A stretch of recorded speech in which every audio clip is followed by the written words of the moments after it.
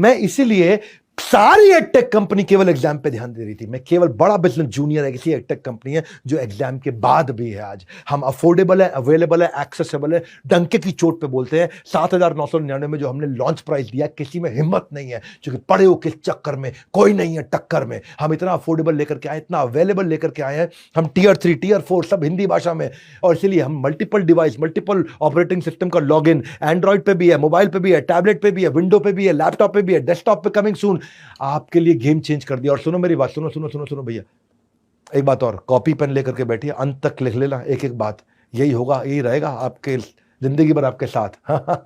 Petrol की गाड़ी में डीजल नहीं डालते। क्या बोला, स्ट्रैटेजी कमाल की। सबको पता है पेट्रोल की गाड़ी में डीजल नहीं डालते, फिर अपने बच्चे के साथ गलत क्यों कर रहे हो आप? बच्चा अगर पेट्रोल की गाड़ी है तो उसमें डीजल क्यों डाल रहे हो? इंजन सीज हो जाएगा।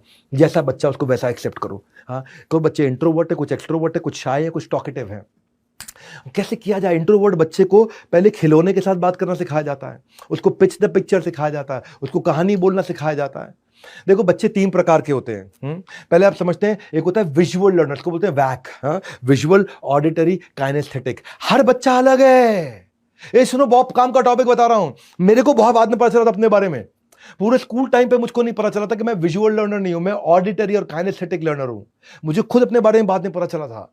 आज पता चल रहा है कि आपका बच्चा विजुअल लर्नर है कि ऑडिटरी है कि काइनेस्थेटिक है। क्या फर्क है? सुनो, विजुअल लर्नर वो होता है जो पढ़ के सीखता है, देख के सीखता है, पढ़ के सीखता है, देख के सीखता है। उसको पढ़ना अच्छा लगता है, वो घंटों बैठ के किताब में पढ़ सकता है, वो ग्राफ पढ़ेगा, चार्ट पढ़ेगा, डायग्राम पढ़ेगा, प्रोजेक्ट फाइल, उसको कलर्स अच्छे लगते हैं, वो ड्राइंग कर सकता है, वो प्लानिंग कर सकता है, ऑर्गेनाइज्ड होता है, वो स्क्रिबलिंग करता रहता है, वो लिखता रहता है, उसको हैंडराइटिंग भी उसकी सुंदर होती है, उसकी स्पेलिंग मिस्टेक कभी नहीं करता, उसकी मेमोरी अच्छी होती है। वो नॉर्मली स्कूल में अगर मौका दिया जाए तो पहली रो में जाके बैठता है, दूसरे रो में जाके बैठता है, उसको पीछे बैठना पसंद नहीं है। लेकिन दूसरे होते हैं ऑडिटरी लर्नर, इनको सुन के और बोल के सीखना पसंद है। ये जितना बोलते हैं, जितना सुनते हैं, उतना अच्छा सीखते हैं। हाँ, ये ऊंची आवाज में बात भी करते हैं, इनको रिकॉर्डिंग सुनना अच्छा लगता है, इनको ऑडियो फाइल अच्छा लगता है, इनको वीडियोस अच्छे लगते हैं। ये रीडर स्लो होते हैं, इनको रीडिंग पसंद नहीं आती है।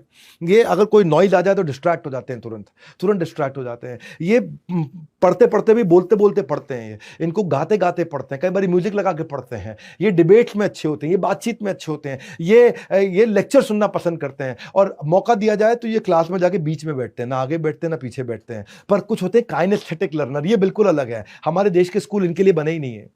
हमारे देश के स्कूल इनके लिए, ये केवल छूने से और करके सीखते हैं। इन्हें कुछ करने के लिए दे दो, इन्हें कुछ एक्टिविटी में इन्वॉल्व पसंद रहता है, इन्हें प्रोजेक्ट करना, इनको एक्सपेरिमेंट करना, इनको बिल्ड करना, इनको एक्शन, इनको टास्क करना, इनको चलना, इनको चलते चलते बात करना, इनको फिजिकल रिवॉर्ड पसंद है। ये काइनेस्थेटिक है। ये मोबाइल की नोटिफिकेशन आते डिस्ट्रैक्ट हो जाते हैं। ये आपने देखा, कुछ बच्चे होते हैं जो क्लास में पीछे बैठते हैं और अपना पाँव हिलाते रहते हैं, टक टक टक टक टक टक, उनका बेंच के नीचे पाँव हिलता रहता है, हिलता रहता है, हिलता रहता है। ये काइनेस्थेटिक वाले होते हैं। ये हर समय इनका पाँव हिलता रहता है हर समय। ये पेंसिल भी ना टक टक ऐसे ऐसे उंगली में हिलाते रहते हैं हर समय, नीचे मारते रहते हैं कॉपी पे, है ना। ये कौन है? काइनेस्थेटिक है। इनको ना बॉडी के मोशन से सीखना पसंद आता है। हाँ, हिलते रहते हैं, पढ़ते पढ़ते पैर बिना, अब मास्टर पैर मत हिलाओ, पैर मत हिलाओ, क्यों ना हिला? वो हिलाएगा पैर। अब नहीं, पैर हिलाना गलत होता, वो बिना हिलाए पड़ेगा ही नहीं, कुछ करेगा नहीं। इनकी स्पेलिंग मिस्टेक्स बहुत होती है, इनको स्पेलिंग याद नहीं रहती है। ये जेस्टिकुलेट होते हैं, ये हाथों के इशारों से बात करते हैं, ये कपड़े भी अपने कंफर्ट के हिसाब से पहनते हैं और नॉर्मली लास्ट सीट पे बैठते हैं।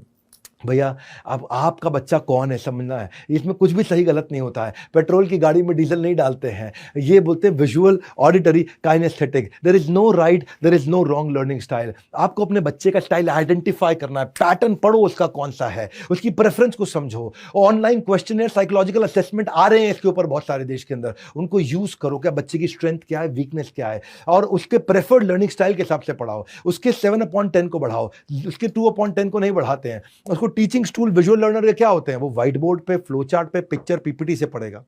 लेकिन दूसरी तरफ जो ऑडिटरी वाला है, वो बातचीत करके पढ़ेगा, मेमोराइज करेगा, वो ओरल क्विज करेगा, वो डिबेट करेगा, वो क्वेश्चन करेगा, वो जोर से पढ़ेगा।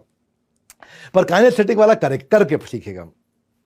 एक पढ़ के सीखता है, एक सुन के बात करके सीखता है, एक करके सीखता है। 3 प्रकार के लोग हैं। आप देखो आपका बच्चा कौन सा। अच्छा, हर एक में तीनों होती हैं, लेकिन एक ज्यादा होती है। हर एक में 3 होते हैं। ये नहीं कि तीनों, हर बच्चा बिल्कुल एक ही का निकलेगा कि एक केवल काइनेस्थेटिक, ये केवल ऑडिटरी, ये केवल विजुअल।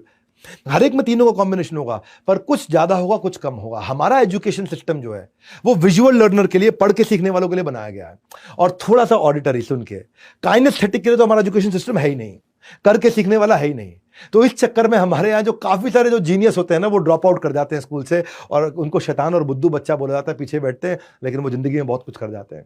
हाँ, इसीलिए आपको समझना है कि आपका बच्चा है कौन। Why children are not taught according to their learning style, यही सबसे बड़ी दिक्कत मुझे नजर आती है।